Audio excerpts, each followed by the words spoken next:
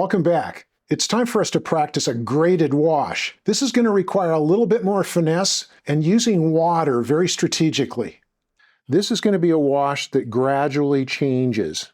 It's going to move from dark to light. I'm going to give myself a rectangle again, and I'm going to just fill this with a wash. It's going to be an ultramarine blue wash again, but the only part that will be that dark, rich ultramarine blue color will be at the very top. As I get to the bottom, I want to fade that out. And the way I'm going to do that is by gradually having more water in my brush and less pigment. Let's take our flat 1-inch watercolor brush. I'm going to rinse it out in my water, and I'm going to go over and build that puddle again of melted butter consistency, nice creamy blue pigment. I'm touching the corner of my flat brush onto that place where I squirted it out like toothpaste, and I'm going back and forth. I'm not wanting any of this pigment, the goopy stuff, to be stuck in my bristles. I want it all fluid. Everything's just rich and creamy and smooth, no little chunks. Okay, this loaded brush is ready to go. I've got to get myself a little bit prepared for this because, again, speed is going to be more helpful, actually. If I let things dry out, it's going to show that line where it dried rather than look like it all kind of blended together. So to get ready for that, I'm going to introduce a very amazing improvement, and that is I'm going to have a second water bucket. You see, I've got my dirty water, and now I'm going to put some clean water here too so that I have that option. When I make my first stroke, I'm going to then rinse out my brush afterwards. So I make a nice dark, rich pigment stroke, and I just touch it in my water, maybe touch it to the bottom a little bit, and then just hit it on the side of my water bucket. And again, I'm going to grab that bottom edge,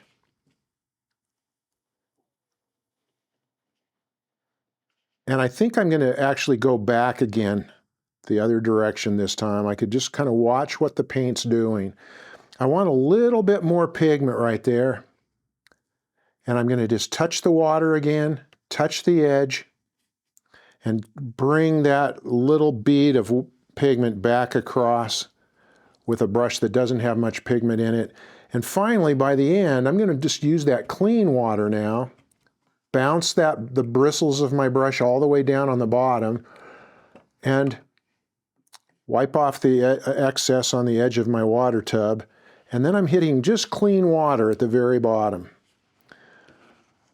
Okay, I can see a few little goofs in here, a few flaws. This is not a perfect graded wash by any means. Let's see if we can make a better one. I'm going to set that one aside, get another sheet. If you let these little practice study papers dry, you can use the back. There's no rules about that. And as we're getting started, we want to just make everything as non-stressful as possible. Take all the pressure off yourself. So here's a graded wash again. And I'm going to try to move a little bit more quickly this time. Since I've already kind of talked to you a little bit about it, maybe you could watch this part of the video again and get more of the rhythm of it, okay?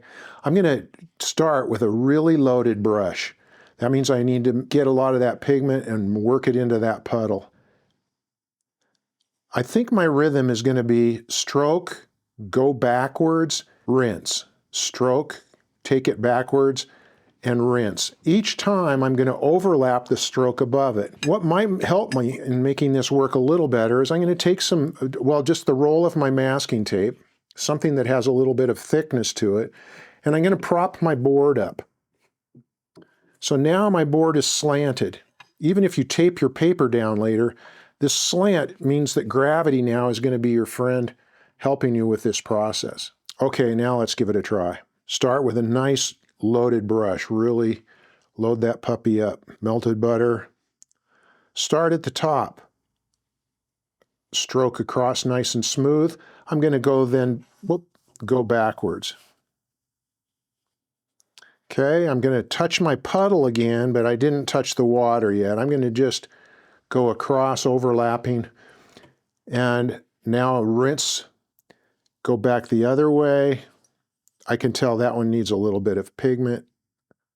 Overlap, rinse, overlap. Better go the other direction. Overlap, and now with pretty clean water at the very end. I'm going to let gravity work on that a little bit, and there you have a wash that goes from very dark to very light.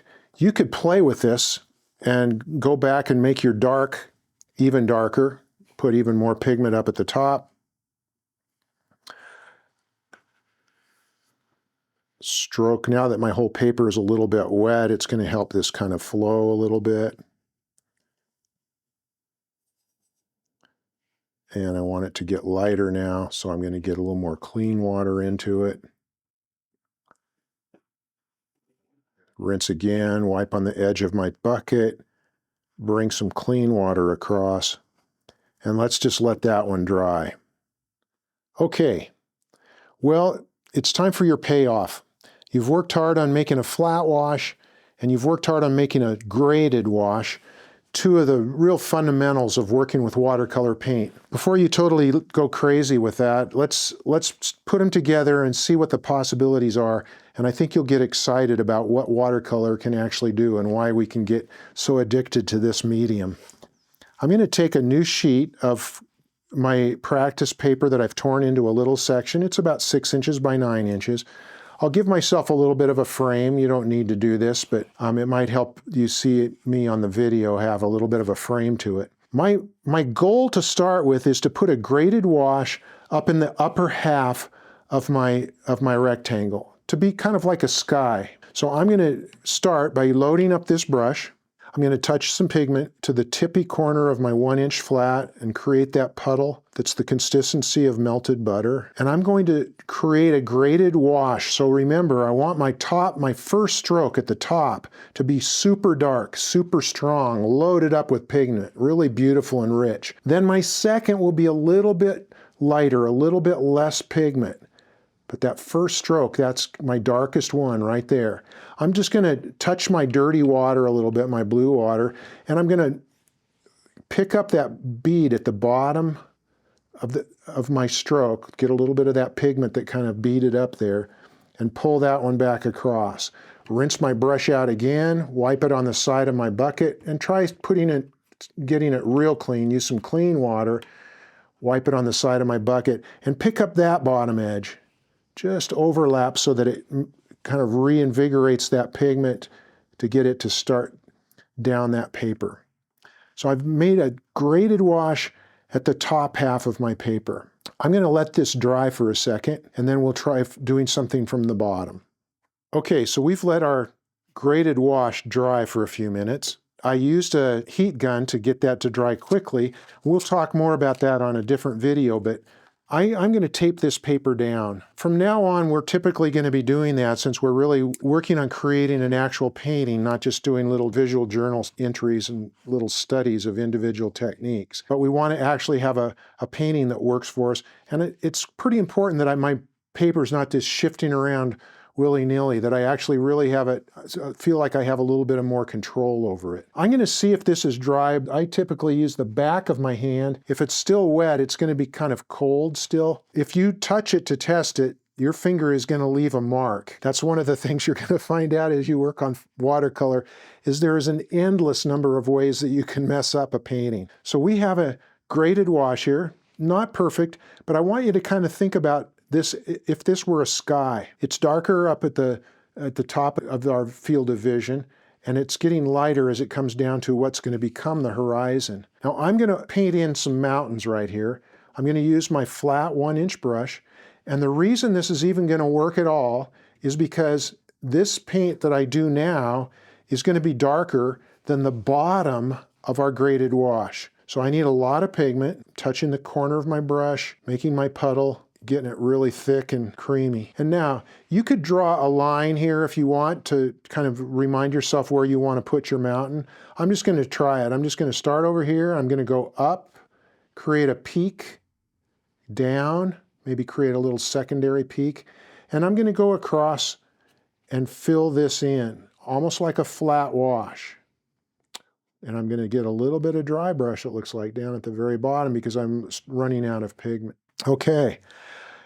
Can you start to see the drama involved? You've got a dark silhouette of mountains here.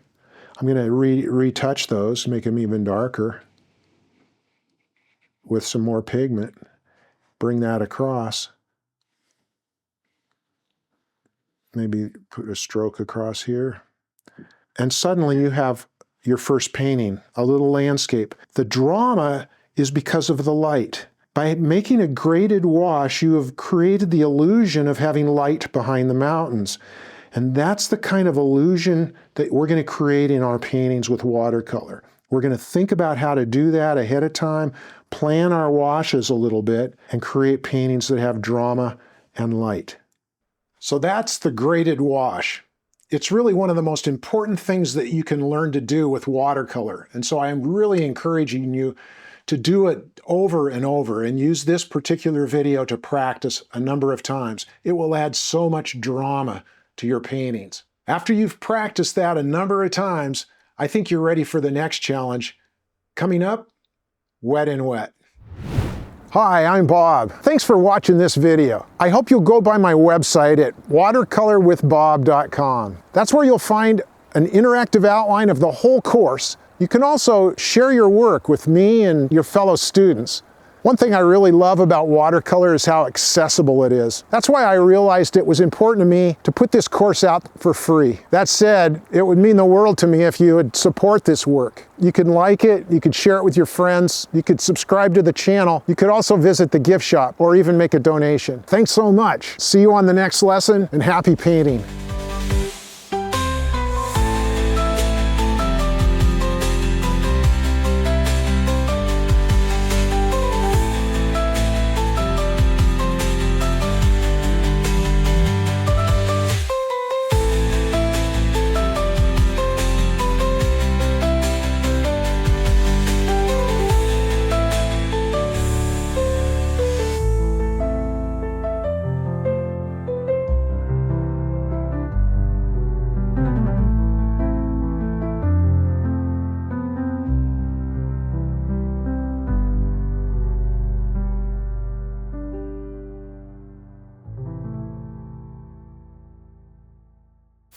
How many times do I need to hear graded wash?